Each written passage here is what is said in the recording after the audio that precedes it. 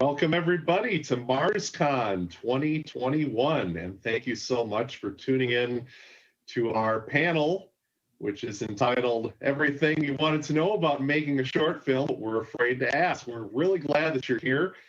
I am Nathan Block. I am the founder of Distant Calling Pictures. I've been making films locally for about 12 years now. I have some wonderful, talented people with me today to join in this panel. Some of them are filmmakers in their own right. All of them have worked with me at one time or another in various roles. Wanted to just take a minute to introduce them and let them tell you about their areas of expertise. So why don't we start with CJ.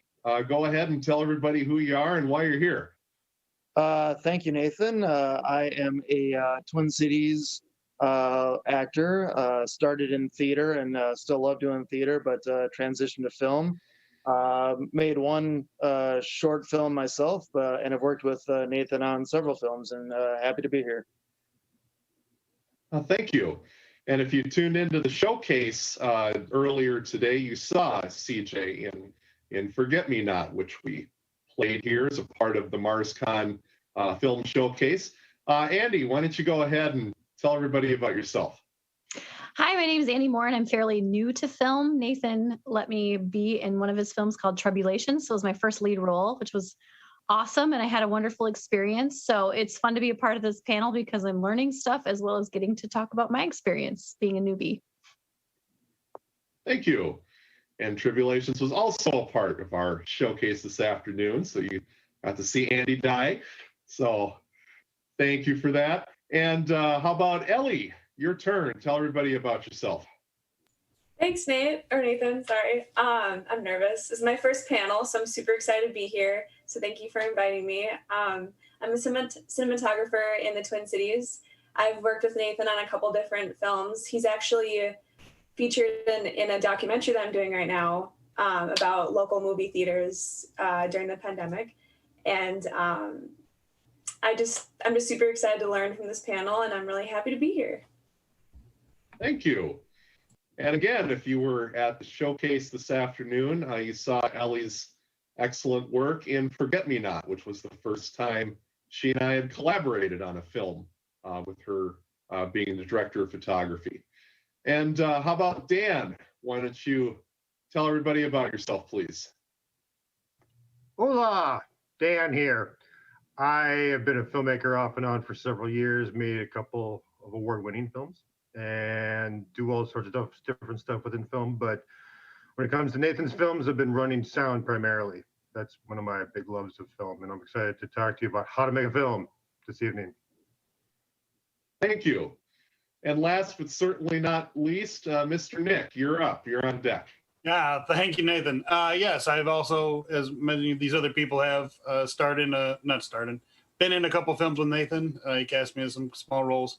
I'm a local Twin Cities producer, performer, theater technician, and recently just wrote, directed, and executive produced a short film for Minnesota Z Fest. So I'm excited to be here, excited to talk about this, learn some new stuff, and talk about my experience, our experiences. Excellent. Well, ladies and gentlemen, there is our panel. And we're imagining now your thunderous applause at this time as we're getting ready to get started. Thank you all for joining us. And thanks to MarsCon again for having us. Don't forget that MarsCon has a lot of stuff going on this weekend. So check out marscon.org. They're streaming from a number of platforms. What we're trying to do is, I've got this little outline here that I wanted to go through.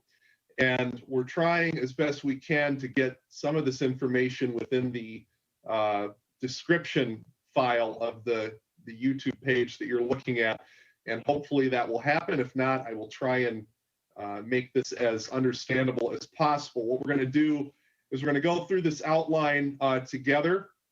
Everybody will sort of weigh in on their particular areas of expertise. And then I want to save plenty of room for questions. So go ahead and put your questions in the YouTube comments or anything else that you have to say. That'll be relayed to us, and we will do our best to try and answer everybody's question. I feel that panels work a lot better when they're interactive and not just a bunch of people talking at you.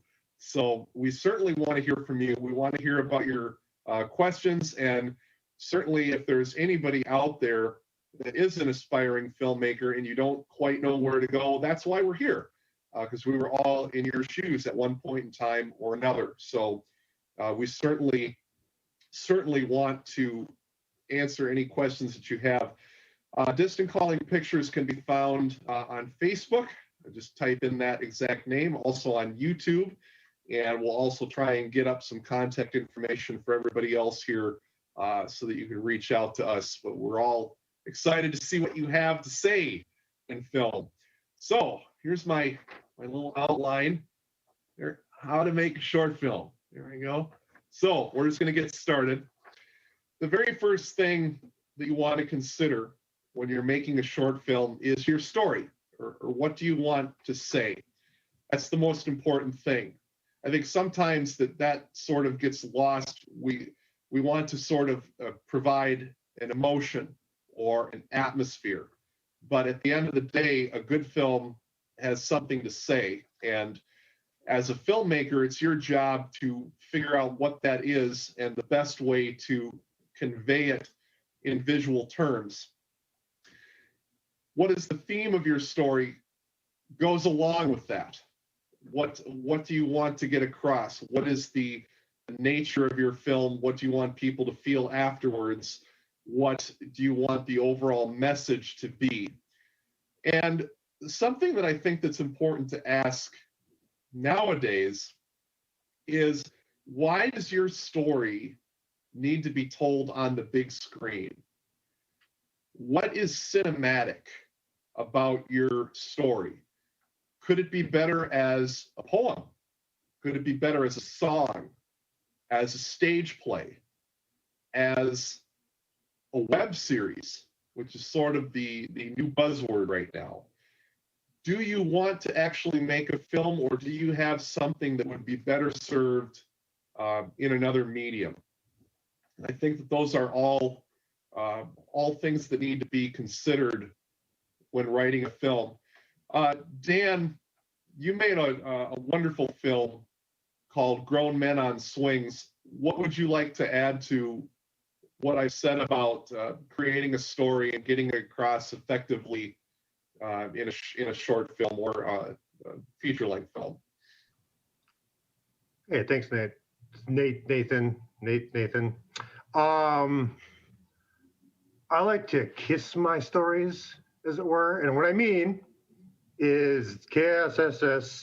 Oh, geez, I'm already screwing this up. KISS. I know how to spell. Which is keep it simple, stupid. I learned that back in like a class once upon a time, and it hurts my feelings every time I think about it. But it's a good point.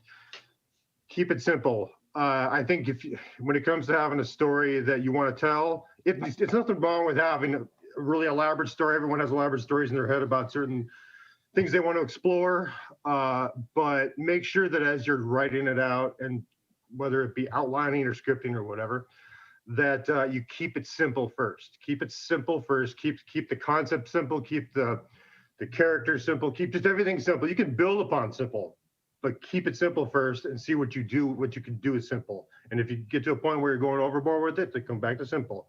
Because the simpler you make it, at least your first time out, or even second time of trying to make a film, the more you're going to be able to tell a story that's effective, that people are going to identify with, that people are going to be entertained by, hopefully, and a film that will be fairly easy. There's no such thing as easy filmmaking, but it'll be fairly easy to make in the process as well. It'll make it a lot less difficult for you to make it in the long run if you just keep it simple.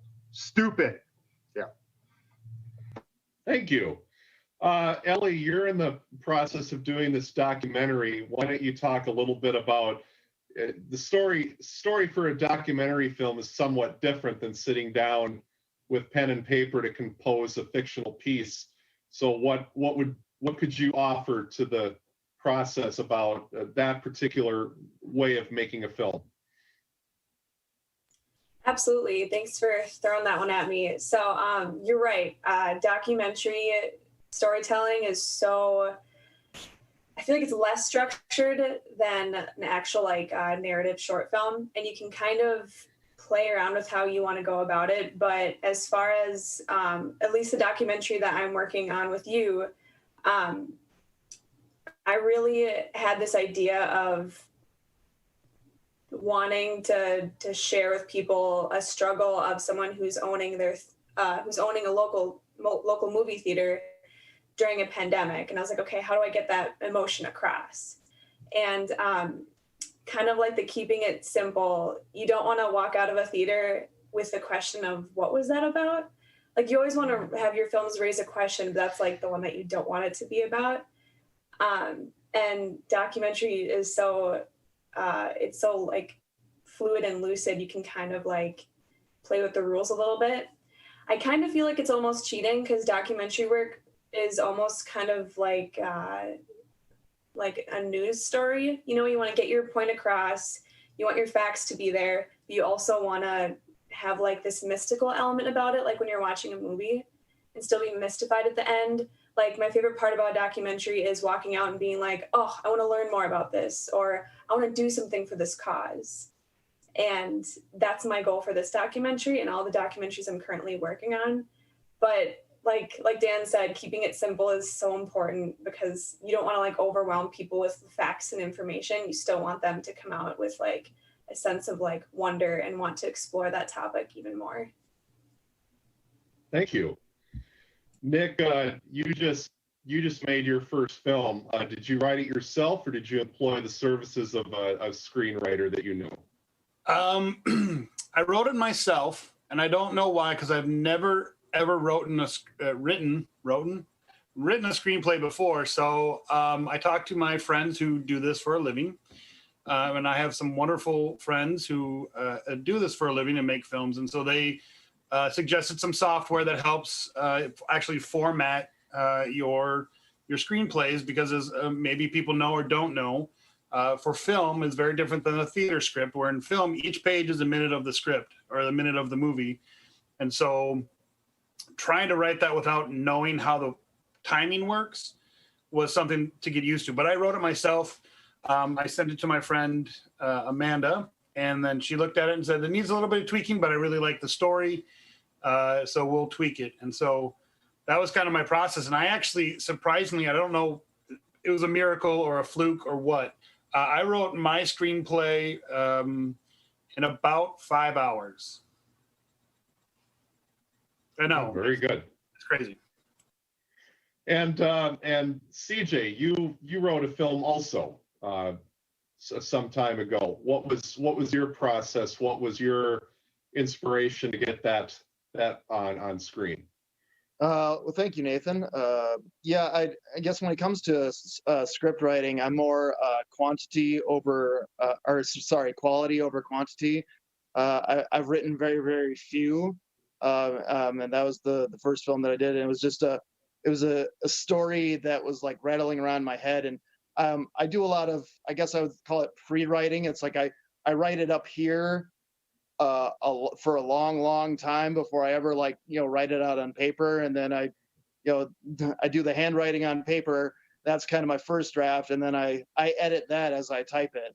The story, kind of like what Nick said, the story kind of went really fluid when I finally got to writing it, because I had been thinking about it for so long, intertwining this. For anyone it's called The Brothers Rockwell, and it's a story about two brothers, obviously, and their whole family dynamic, and it was a story that meant so much to me personally that I had to write it, and I directed and produced it for Z-Fest also. I think writing for festivals is kind of really neat because you have a deadline, and it pushes you to try and complete it, as opposed to writing a feature that you end up trying to produce for years and years and years without having an end goal. So yeah, that's kind of what my process was. The handwriting went really, or I wrote it up here for probably months and months. Then I hand wrote it and then typed it out, and really didn't do any tweaks to it as we shot it. So. Very good.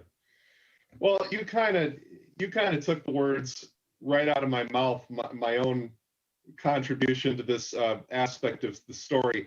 I don't really consider myself a screenwriter per se. I think that my main passion and talent lies in directing, but every once in a while you get that story that just sort of hits you like a ton of bricks, and you just like, I have to write this, I have to make this film.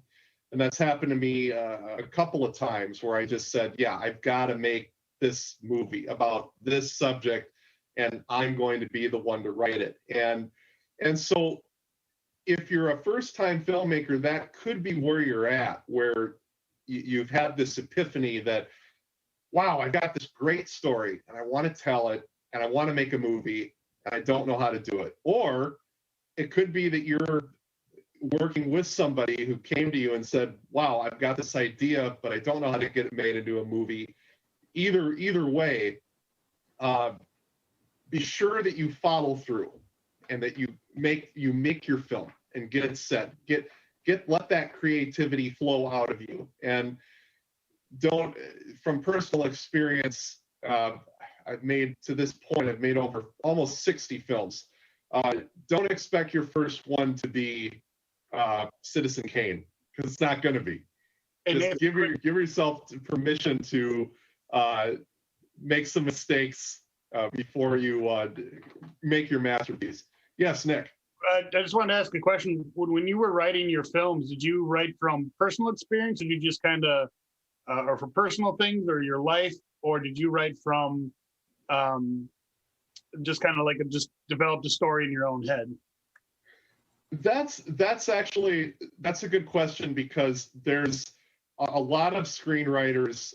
There's basically an idea that you need to write what you know, and that's when a screenplay becomes very, very personal, when you're writing from experience as opposed to writing about something that you have no idea what the experience is. And obviously there are exceptions to that. The young author who wrote Red Badge of Courage had never fought in a war before, but yet made one of the most enduring pieces of literature of all time. For me personally, it's been a mix. There have been a couple of things that I've written that have been very personal.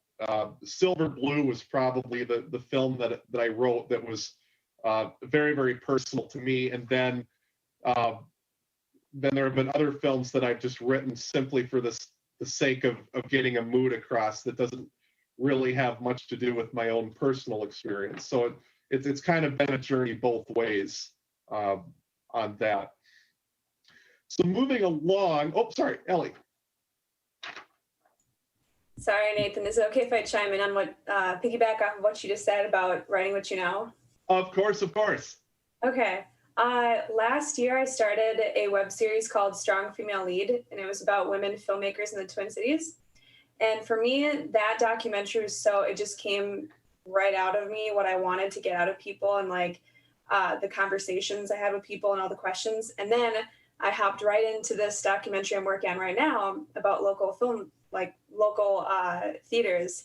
And I'm like, I don't know the first thing about local theaters. So I feel like I 100% agree with writing what you know, but also exploring, I feel like it made me a better filmmaker. Maybe I wouldn't invest a ton of money into a topic I wouldn't know, but always just keep writing out stuff, even if you don't act on it, even stuff you don't know. I feel like it's a really good exercise. So I would always keep that in mind. Yeah, but I agree. Writing what you know is so important, especially if you're going to invest a lot of time and money into it, but also kind of let your mind explore is important too. Thank you. No, and that's absolutely true. Obviously, the familiar is easier, but challenging yourself as an artist and exploring what you haven't written about is good exercise, no matter what area of the arts you may be in. Moving along on our little outline, it is said that a film gets written 3 times. The first time a film is written is when you actually sit down and write the script. And we've all spoken at length about that. Then when you actually get on set and you have the production aspect of making a film is often written again, and things come up in production that you say, oh, well, let's try this, let's try that, or an actor or an actress may suggest a different way to do a scene, and you end up trying something different. And then, of course, there's during post-production where you edit and you score and you do sound work, the film is written again.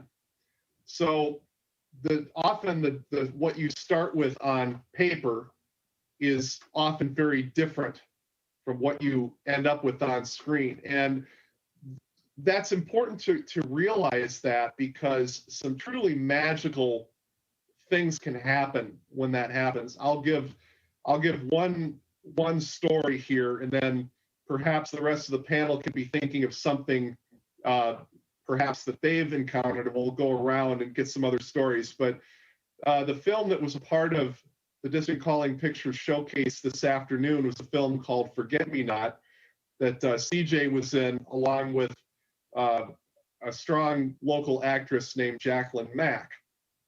And we were shooting a scene where a police officer comes to the door and gives the couple some bad news. And we had started shooting the sequence, and we were really tight on time. It was a time shoot. We only had so long to get the film done. And Jacqueline says, Nathan, can I interject something? And I said, sure. And she says, my character, upon hearing this news, would run right out the door. And I took a step back, because we weren't set up for that. And it was also 25 degrees out. It was snowing. It was cold. It was miserable. And in the background, I could see my producer going, he's doing this. He's like, no, we're not going to do another shot. And so I'm stuck between a rock and a hard place. It's like, well, who do you want to piss off? Do you want to piss off your producer, or do you want to piss off your lead actress? And it's like, well, maybe I could somehow not piss off either one if I can get this done. So Ellie's looking at me like, she was the director of photography, and she's looking at me like, what are we going to do? And I just took a second, and I was starting to feel the pressure about how you can't please all the people all the time, but as a director, you almost have to. And so Ellie's looking at me like, what are we going to do? And I said, okay, we're gonna reshoot this part. Jacqueline's going to run out the door. Then we're going to take the camera outside, and I got an idea. And so we reshoot the scene. Jacqueline runs out the door. And so then I said, okay, let's wrap the camera up. Let's get it outside. And so we walked out. And again, it's 25 degrees below, not below zero. It's 25 degrees. It's snowing. It's cold. And we put the camera in the middle of the road. And we're all shivering. We're all upset. And so I told Jacqueline, I'm like, get way down the street. And you're going to run towards the camera. You're going to be calling for your child. And I've got a mark here. You're going to stop when you get to this mark. And Ellie looks at me and is like, I see what you're doing. And I'm like, okay, we're going to give this a shot. So we did the take twice.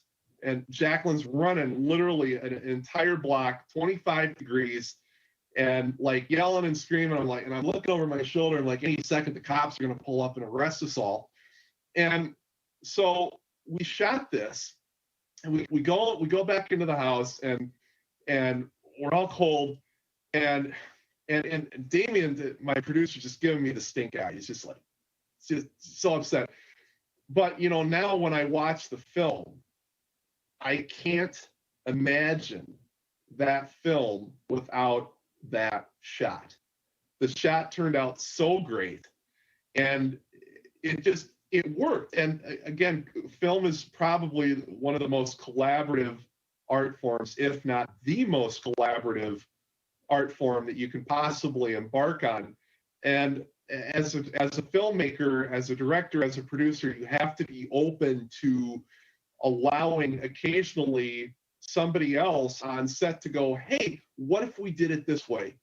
And sometimes you wind up with gold at the end of it. Before we move on, does anybody else have a similar story that they would like to share of something that Nick? So in a similar fashion, we were talking about story writing. So the movie that I just did was for Z-Fest, and there's a time limit on the Z-Fest films, right? 7 minutes. And so in writing, and somebody had asked a question about, do you write for production elements? Yes, because also writing during a pandemic, you have to think about that. And I was like, well, there's a crime scene in this, and there's crime scene text, and I need to put all these people in the shot. Oh, the crime scene techs will be wearing masks anyways, and that's not unusual. So it actually worked out really nicely. But in telling the story, so what I found was when we shot it and we put it all together and we have my rough director's cut, it's like 12 minutes. And I literally just spent today with my editor getting that down to 7 minutes. And although we're still telling the same story, I was very impressed by how we could actually cut those minutes out and still tell the same story without changing much, and still kind of having the same emotional impact. And so I think, like you were saying, that, you know, my editor was pretty mean. He's kind of like, nope, we got to cut that. Nope, I know you want to keep it. Nope, got to cut that. Instead of me being, you know, like, no, I really want, you know, you have to listen. And there are some great shots, and there are some great things that will be on the director's cut, but won't be in the Z-Fest film. But I think, like you were saying, just to piggyback, you know, during the process, it was a lot of, you know, actors have these great moments. And a lot of my favorite moments are moments that aren't necessarily always spoken. And kind of like the emotions, or like they have a reaction to something. And some of those moments are like, you can not have the dialogue, but that one reaction that actor or actress had tells the same amount of story. And so a lot of that I felt was used, but listening to and watching the actors perform, and like you were saying, making it a collaborative thing, and making sure that all of that is told. I was kind of impressed with us, to be honest. So it is a process for sure. Very good. Dan, you've got something. Just a quick thing. I think we're kind of talking in context of films that we've been a part of that are based on competitions, like time competitions and stuff. I think it's important for our audience to know you don't have to make a film just for the sake of doing it for competition purposes. You can do it for any reason that you want. And you can do it where you spend an entire year working on it. And sometimes films you can take an entire year on will suck too, but at least you tried. My point is that time competition is a good excuse to make a film. I absolutely agree with that. But you don't need to wait for a competition. You don't have to kind of abide by their rules and all that stuff. You can make the film that you want to make and spend quality time on it to make it great and whatever. Don't overthink it, which is a tendency creative people have. But my point is just you can have those moments of magic or annoying times where you piss your producer off and all that stuff. But even like with the case of that particular scenario, theoretically, if it wasn't a timed film, you could have had like a year where you actually rehearsed it several times and talked about it in great detail and found it, you know, with your actors in a setting where you could just test a few things out. So that way, maybe your producer's on board and maybe they find new ways to make it even better than you already did with the context you were in. So anyway, I guess yes, don't always don't worry about. There are ways to make films outside of all these like tight scenarios or whatever. That's a very, very important point, and probably a lesson that I need to learn more than anybody else on this panel. Thank you for that. Moving along, I wanted to talk a little bit more in depth about the 3 stages of filmmaking. You have pre-production, production, and post-production. Now, your pre-production is where you want to be very, very, very organized. You want to come up with shot schedules, rehearsal times, scout your locations, make sure that you have props, costumes, your production design, your shot lists, your storyboards if you've got somebody doing that. Pre-production, the longer your pre-production is, and the more detailed it is, and the more attention that you pay to it, the better your production is going to go. And I can't emphasize that enough. Any filmmaker will tell you that it's a lot of fun to be on set, and it's a lot of fun to be shooting a film, and the energy of it and getting behind a camera. It's amazing. I can't tell you how much fun I have doing it. But if you rush your pre-production in order to get to production, your production's going to suffer. And post-production, I think at a certain level, at this level of filmmaking, is not often taken as seriously as it needs to be. Post-production is a painstaking process of going through footage, making sure that all of your shots look the way they should, making sure that all of your performances look the way they should, making sure that your sound design is good. If you need to do a reshoot, an ADR, if you need to shoot an entire scene over, editing, color grading, scoring, all of these things, VFX, titles, rather than just the stock titles on your editing program, coming up with something that looks really nice and professional. All of these things are part of your post-production and cannot be overlooked. Production is actually, when it comes down to it, if your pre-production is good and your post-production is ready to go, production is going to be a breeze. But if you don't have those elements in place, production is not going to be as enjoyable and as fulfilling for you as it might have been. The critical roles that you are going to be looking to fill when you are thinking about these production stages are: one, you need a good director, somebody who is going to hold the production together. You're going to need a director of photography, somebody who knows cameras, lenses, lighting, when to focal lengths, when to have the iris open, when to have it narrow, when to have a 35 millimeter lens instead of a 120. There's no way you can possibly learn all of that for your first film. Sound. George Lucas said that sound is 60% of a film experience. Dan is all excited. And when you consider that Star Wars basically pioneered Dolby Stereo, which led to Atmos, DTS, 7.1, everything that we know today, I think it's safe to say that he was right. So good quality on-set audio recorded, good dialogue recording, good post-mixing, a good Foley editor, somebody who knows how to do effects is critical. You can have the best looking film in the world, and if your sound is subpar, it's going to detract from the quality. And you also need to have a very good film editor. And editing film is an art unto itself. It is a real gift to be able to sit down with acres and acres and acres of footage, look through it all, find the takes that work, put it all together, find the transition point, find the point in the story where you need to cut to the next scene, or have enough guts to go up to your director and go, this scene doesn't work, I think we should cut it, or this scene is terrible, you should reshoot it. You need somebody that's going to have some pushback there, that's going to have a vision to bring to your film to help put it all together. There's a reason why film editing has its own Academy Award, along with directing and acting and sound and all these things. It is a very, very important thing, and it cannot be overlooked. You can't just, well, this goes here and this goes here. It doesn't work. You've got to have a good editor who knows what they're doing.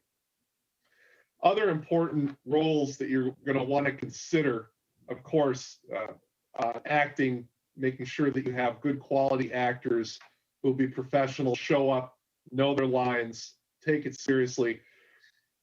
Lighting, having a good gaffer, somebody who knows how to light a film, light a room, light an actor, sound recording and post-production. We've touched on that a little bit. That's extremely important. Makeup and effects. Makeup is more important than you think. Even for a documentary, making sure people look good on camera. Nobody wants to look bad on camera. And nobody likes the way they look. But if you have a makeup artist on set, everybody feels a little bit better. A good production manager, somebody to help you with just the mundane parts, getting people fed, making sure that there are places to park, making sure that everybody knows where they're supposed to be, where they're supposed to wait. A composer, I don't think that enough emphasis is placed on good quality music for a film. It's so easy. You can go to all of these sites and you could download pre-made music. We can get this score and that score, and it's all for free. But a composer, somebody who's actually going to sit down and look at your film and go, yeah, you know what would sound good here? Well, if we brought in some French horns and some flutes and whatever, and that's all of a sudden your film really, really comes alive. Dan, did you want to add something to that? Yes, a composer is very key.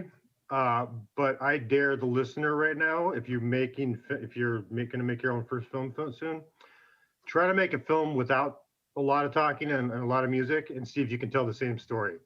For a good story first. Music is great and scores are great, but they're also can be considered. They're a way to manipulate the emotions of the viewer, and if you can, tell the story without manipulating to a degree, I think you make just as good a story as with a score too. So as a sound guy, yes, I'm talking from the sound perspective. I'm just saying a lot of films that I've seen have gone without having a really intense score, a really obvious score, a really manipulative score, and been powerful pieces of work. I also love Braveheart though, which has all sorts of score, like it's half of its based on score, and I love it. So either way, I'm just saying it's okay not to put score as your like biggest priority in post, and to see how the story tells itself without score first.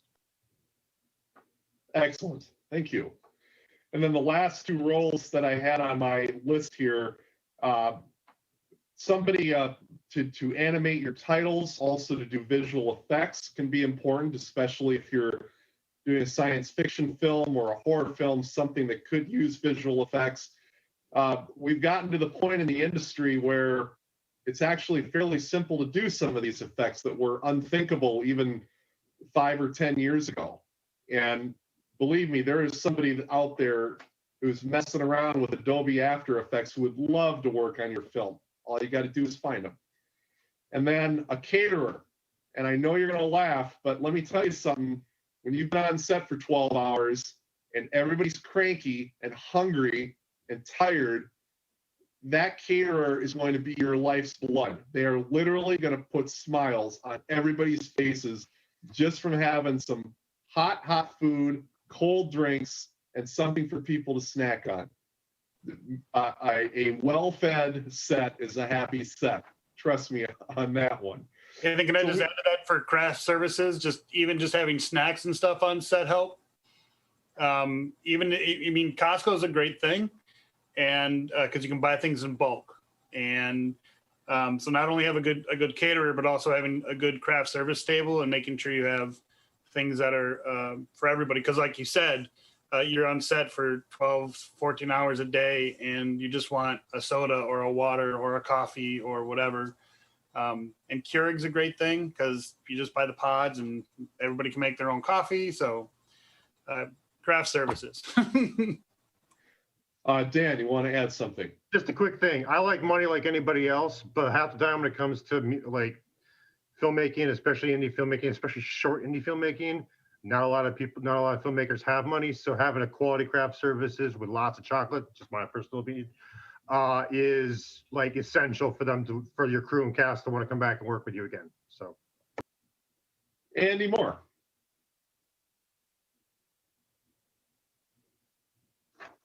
There we go. Okay. Well, as someone who has dietary issues sometimes, like this, I can't always count that I can get to my purse. to get to my snacks. I'm diabetic. So if I'm on set and there's food there, if I'm having a low blood sugar moment for being on set for a long time, it is helpful to have a good craft services table that has a variety of foods for many actors who may have, or people and crew who may have dietary needs too, as well, like gluten-free or like me being diabetic. Yay. So anyway, I appreciate you guys. Thank you, craft services. CJ. I just want to say Nathan's caterers are the absolute best. I've never been on one of his films and gone hungry. So, Well, thank you. Appreciate that.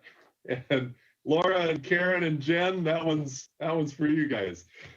But seriously, I think that some of these basic things, you can get caught up in talking about cameras and lights and everything, and you can sort of forget to feed people. And if a lot of your talent and crew and production assistants are working for free, the least you can do is make an effort to make sure that they're fed and that they have things available. And a good caterer will do exactly what Andy said. She'll check with the cast and crew. Hey, who's got issues? Who's diabetic? Who's got a peanut allergy? So you don't show up with a bunch of peanut butter sandwiches and you kill somebody. That's all these things come into play with the right people in the right roles. So we have gone through a lot of information very, very quickly. What I'm going to do here is I'm just going to kind of finish up, and then with this outline, and then I'll go around the panel, see if anybody wants to add anything.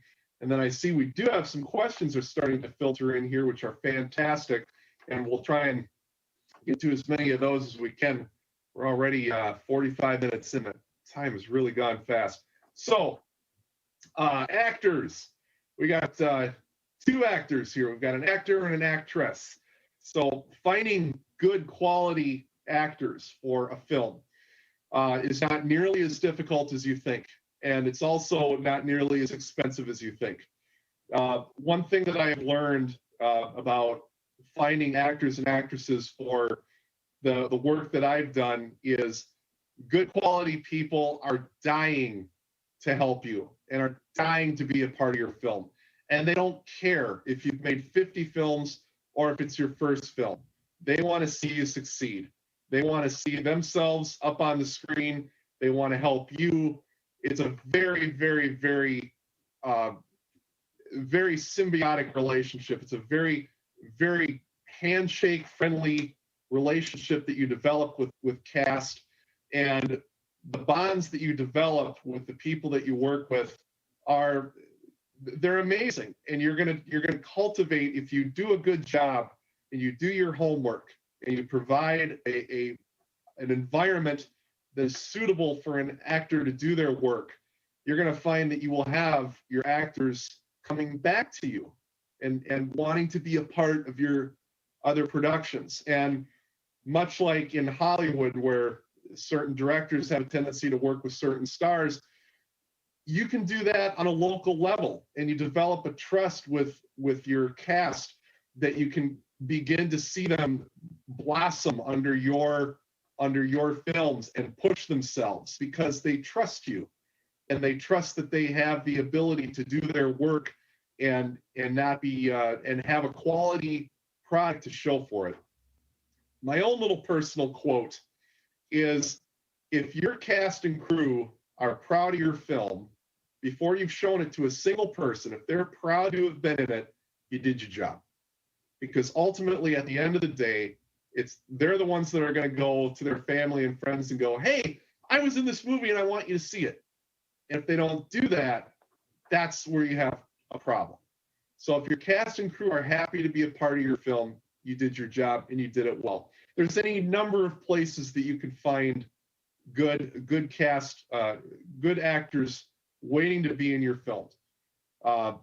There's certainly any number of Facebook groups, not only for the Twin Cities where we're based out of, but I'm sure in your area too.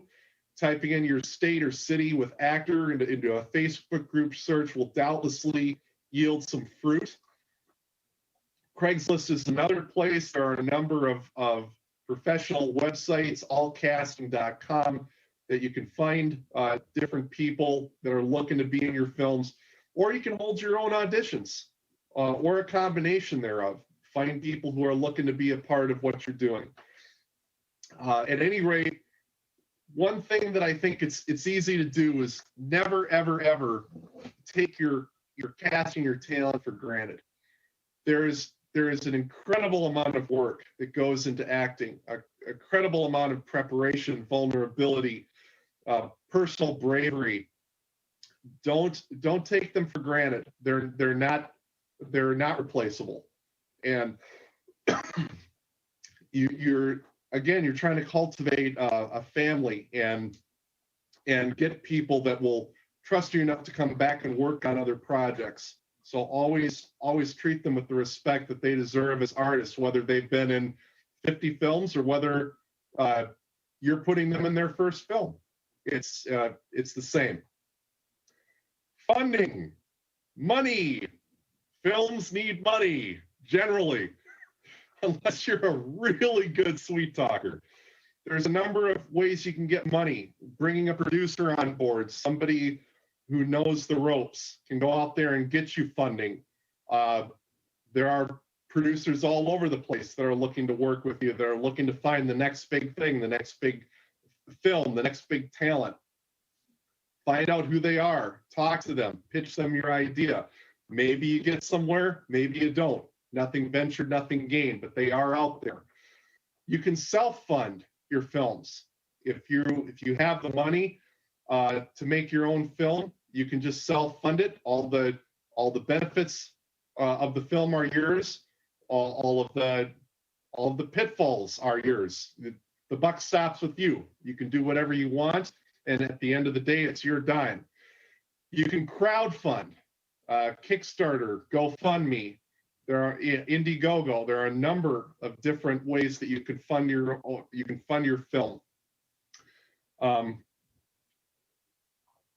The thing with asking other people for money is, I think, and I'm sure that my panel would agree, I think you have a moral responsibility if you're asking people for money to make sure that you're not taking rent money. There is not a lot of return on independent film production. Excuse me. And I think that sometimes people can get very, very excited about backing something cool like making a movie at the expense of their own bills and their own livelihood. You need to make sure that if you are making a promise, whatever it is, that you deliver. And if there's a return, you meet it. And if there's no return, that you are communicating that to your investors so that they know, okay, this is a passion project. I'm not really expecting any money back. I'm doing this to further the art, to further this individual's career with some promise of future repayment, whatever you work out. But just be sure that you're not taking something that person's going to end up on the street at the end of the month. No film is worth that. No film is worth that. And wrapping up, we got about 10 minutes, so I'm going to go through the last part on my outline. Your film is done. Now what do you do with it? There's certainly any number of festivals that you can enter it into. Film Freeway is an excellent way to find festivals all over the world. You can sell it to a distributor, or you can distribute it yourself. You can show it yourself. Plenty of ways to do that. You can do that online now. You can do it in a local theater. There's plenty of ways to take that film and make sure that people see it. But the most important thing that you can do with your film, make sure it gets seen. Films aren't made to sit on hard drives. They're meant to be seen. Be sure that you're screening it, even if it's just online through Zoom. Make sure that people are seeing what you've done. It'll keep your fire lit, and it'll keep the fire lit of everybody who's ever worked with you. Okay, it's 7:20. Want to get to questions, but wanted to open it up to the panel again. If any of you have anything that you'd like to add to the volume of information that I've just imparted. CJ, go ahead. I think one of the parts that was on the outline is talking about auditions, whether in person or online. And obviously for the past year, we've gotten really good at Zoom and self-taping, and thank goodness there's this wonderful tool called Zoom and any other like video platforms that that are able to bring people together while not actually together. And personally for me, I'd say that in-person auditions are the best. If you have someone whose vibe you can feel, and you'll get that kind of reaction with them. So when we can get back to in person in studio auditions and working next to people, I'm going to be really grateful when we can return to that. But the whole last year has taught us that that self-taping and virtual auditions are a thing, and the show must go on, the film must go on, no matter how you can do it. So I have a question for you, CJ and Andy, as actors. Do you, with this whole virtual auditioning, so with my film, I did virtual auditioning and people sent in videos, but I did have to do like a chemistry test because there was a husband and wife, and you can't do that over video. So how do you guys feel about if a director or something asks you for that? I mean, if they ask if you're comfortable, obviously, but do you feel that that's still important to do some of those chemistry tests? I think so.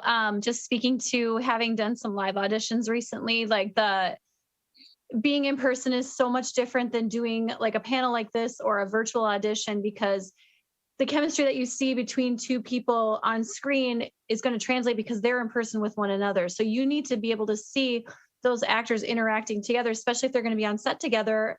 They need to have some sort of relationship or some sort of connection. Otherwise, it's not real.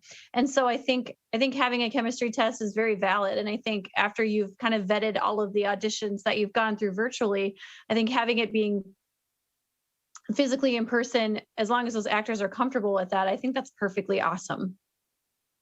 I will say I was a part of a virtual one-act play where I had an actress playing my girlfriend, and we were never in the same space. We only talked over Zoom with the director, and so, and actually we did pretty well, I think, making some kind of chemistry, making believe that we were in the same room and building a relationship. But there's just no substitute for being on set with a bunch of people. You can kind of feel their vibes, or performing on stage in front of a live audience, or in front of like a bunch of directors for auditioning. I don't think there's any substitute for for being right there and being able to take notes right there, and not having to go back and film a different tape if the director wants to see something else. I think there's just no substitute for in person, even if you do have to fake it at some point. Sure. Right. And then Ellie, I had a question for you when we were talking about prepping, and I was just thinking about when Nathan was talking about prepping and doing all your storyboarding and all that. Does that differ between a regular film and documentary, or does it pretty much the same process? Did you say that question was for me? Yes. Oh, okay. Sorry, I thought you said something else. That's actually a really good question. I've done it both ways. Like the first documentary I did was just like, let's just do it. And then I realized that even documentaries need scripts, which is weird because you have to know your questions and some of your answers. So it goes hand in hand, but it's different, but it's the same. Like you still have to do it. Like you still have to have something to go off of, if that makes sense. Yeah. But I would recommend everyone trying to do documentary work because it's made me a better narrative storyteller. So, Ellie, you've worked on some fairly larger productions. I was wondering if you could speak to last two topics that I brought up here, the idea of funding film, and then once the film is done, kind of what do you do with it? Because you've been a part of that more than I have. What insights could you bring to people as far as those two things go? Yeah, for sure. Well, I've been on like both ends. I've been on like a larger scale, like bigger production, and I've been on like a ultra, like SAG approved, ultra low budget kind of deal. It's stressful either way. I'm not sure. I've only been a part of the distribution part only a little bit, but what you said about trying to get it out there in general, like get it on Zoom, because right now nobody's showing it showing their stuff in theaters because there's no red carpet events. It's just kind of a tricky time for everybody. So virtual is so important, even if it's just like on Discord, like meet me on Discord, or like streaming, meet me for this, like a watch party is like the best way to do it right now. Yeah. Okay, very good. Well, we've got about 4 minutes left here, and we got a lot of questions coming in. I'm going to try and pick at least one here. And when you're writing a screenplay, do you also think about production elements while writing, or do you just worry about that later and just write? Really quick, let's go right around. Let's start with Nick. Go ahead and weigh in on that question.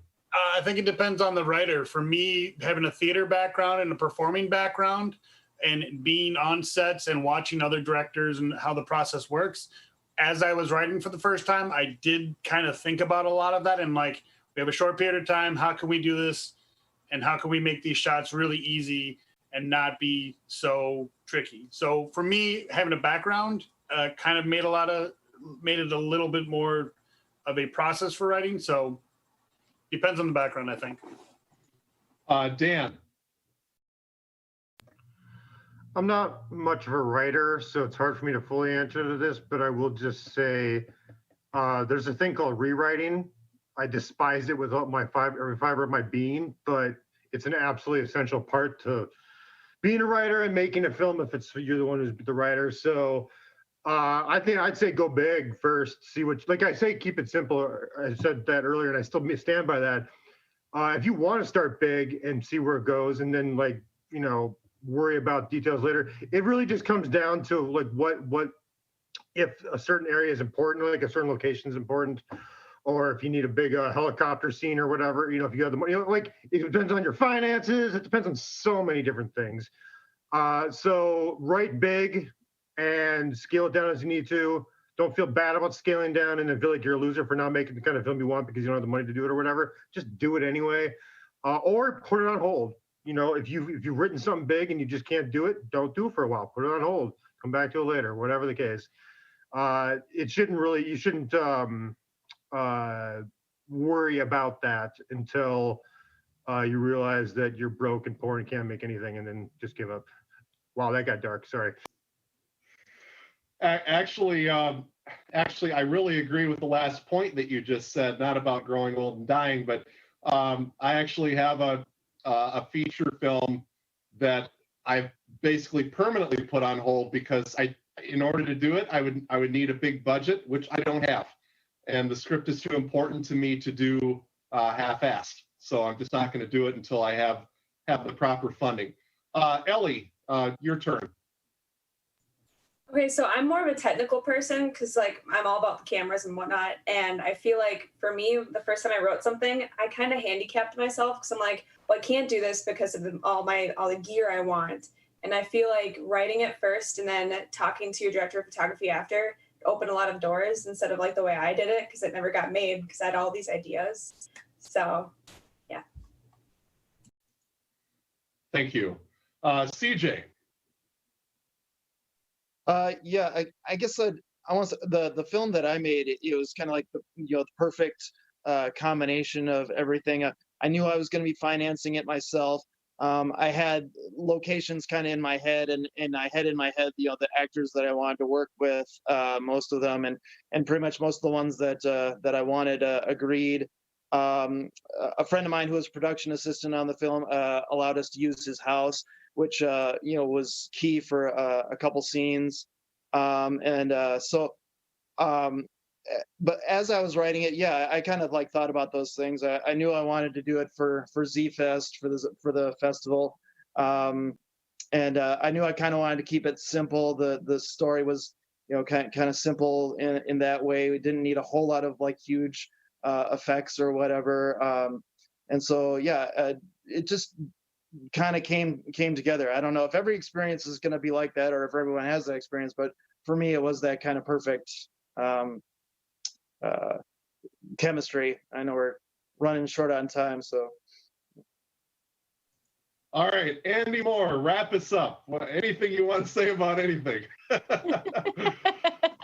I know I've been kind of quiet. Sorry, everybody. I'm just new to this. And so it's been fun to actually like listen to everybody's experience on how to produce and stuff. Cause I just come from the acting side. I've done maybe 4 short films so far, and I've done more theater than I've done short films. So I've been a part of the theater side of not directing, but stage managing and other things. So the production side of films is really interesting to me. And so it's been really a pleasure to be a part of this panel. And I thank you for all of your wisdom and insight. And hopefully those people that are out there, and if you're new like me and you want to try, please try. And people who are new to directing, give new actors a chance too. I know sometimes you like to work with the same people because you love those people and they're awesome and they're steady, but sometimes the noobs can really bring out the big guns. So give us a chance too. But we thank you for all that you did, guys. It was a good panel. I really enjoyed listening, and I hope that our listeners enjoyed listening also. It's a lot of listening. Well, that's it, folks. Thank you so much for tuning into How to Make a Short Film. And I want to thank all of my panelists for being here and for taking time out to be a part of this. And thank you to MarsCon 2021 online. And they've got a lot more stuff going on this weekend. Be sure and check it out. marscon.org, marscon.org for more info. Thank you. Check us out, Distant Calling Pictures on YouTube and Facebook. And hopefully we'll see you in person next year. Have a good convention, everybody. Thank you so much. Mic on. Mic.